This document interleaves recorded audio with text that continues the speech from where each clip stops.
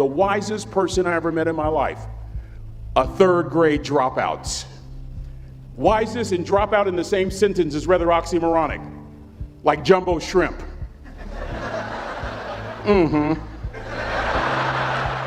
Like fun run, ain't nothing fun about it. Like Microsoft Works, y'all don't hear me.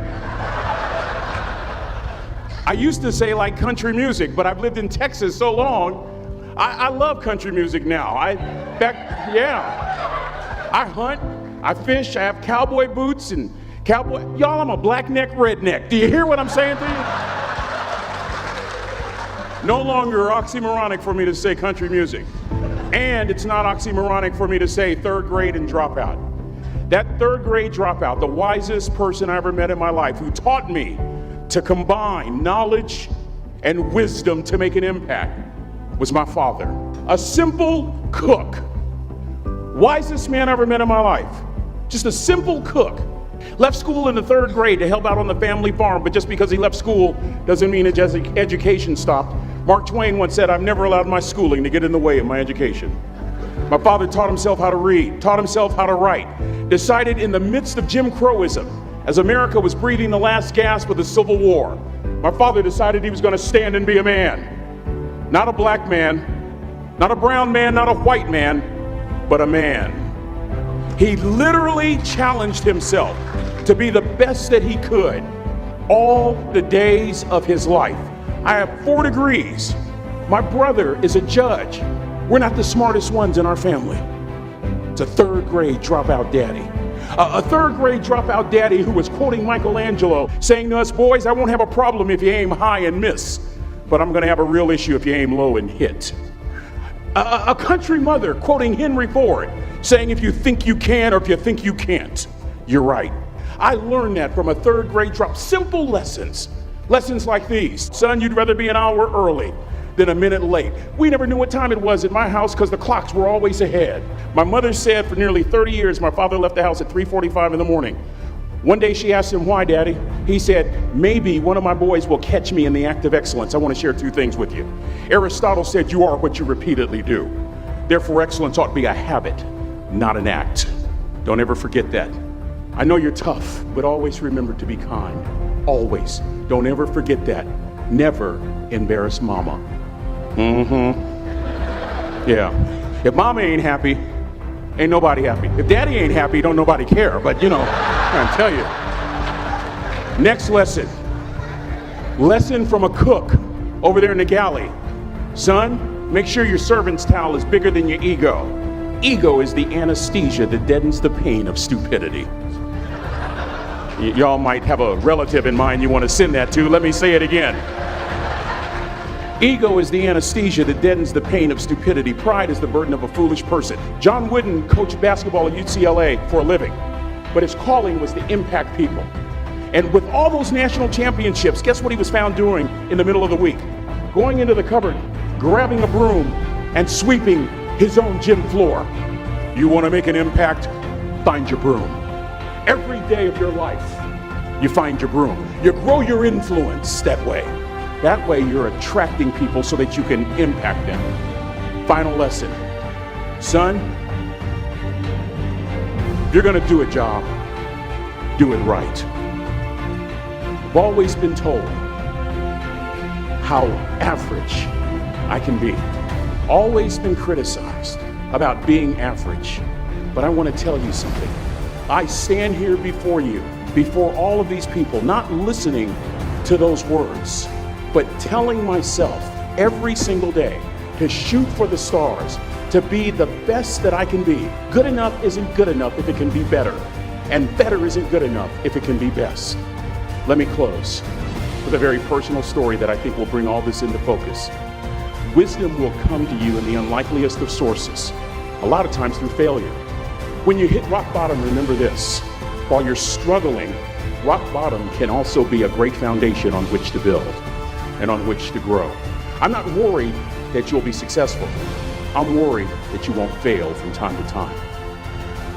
Person that gets up off the canvas and keeps growing, that's the person that will continue to grow their influence. Back in the 70s, to help me make this point, let me introduce you to someone. I met the finest woman I'd ever met in my life. Back in my day, we'd have called her a brick house. This woman was the finest woman I'd ever seen in my life. There's just one little problem. Back then, ladies didn't like big old linemen. The Blind Side hadn't come out yet. They like quarterbacks and running backs. We're at this dance, and I find out her name is Trina Williams from Lompoc, California. And we're all dancing, and we're just excited. And I decide in the middle of dancing with her that I would ask her for her phone number. Trina was the first one. Trina was the only woman in college who gave me her real telephone number. The next day, we walked to Baskin & Robbins ice cream parlor. My friends couldn't believe it. This has been 40 years ago, and my friends still can't believe it. We go on a second date, and a third date, and a fourth date. We drive from Chico to Vallejo so that she could meet my parents. My father meets her, my daddy.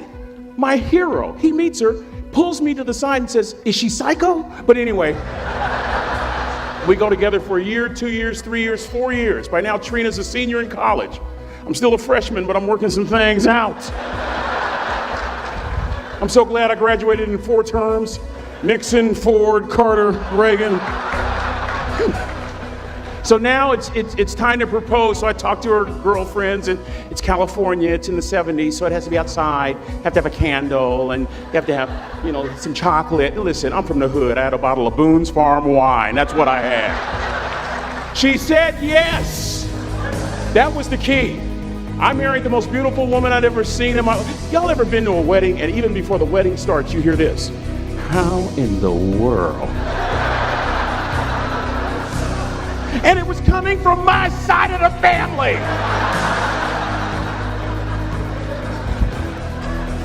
We get married, we have a few children, our lives are great. One day, Trina finds a lump in her left breast. Breast cancer. 6 years after that diagnosis, me and my 2 little boys walked up to Mommy's casket. And for 2 years, my heart didn't beat. If it wasn't for my faith in God, I wouldn't be standing here today. If it wasn't for those 2 little boys, there would have been no reason for which to go on. I was completely lost. That was rock bottom. You know what sustained me? The wisdom of a 3rd grade dropout. The wisdom of a simple cook. We're at the casket. I'd never seen my dad cry. But this time I saw my dad cry. That was his daughter. Trina was his daughter, not his daughter-in-law. And I'm right behind my father, about to see her for the last time on this earth. And my father shared 3 words with me that changed my life right there at the casket. It would be the last lesson he would ever teach me. He said, "Son, just stand. You keep standing. You keep standing, no matter how rough the sea, you keep standing." And I'm not talking about just water. You keep standing. No matter what, you don't give up. And as clearly as I'm talking to you today, these were some of her last words to me. She looked me in the eye and she said, "It doesn't matter to me any longer how long I live. What matters to me most is how I live." I ask y'all one question, a question that I was asked all my life by a 3rd grade dropout. How you living? How you living? Every day, ask yourself that question, how you living? Here's what a cook would suggest you to live this way. That you would not judge, that you would show up early, that you'd be kind, that you'd make sure that that servant's towel is huge and used, that if you're gonna do something, you do it the right way.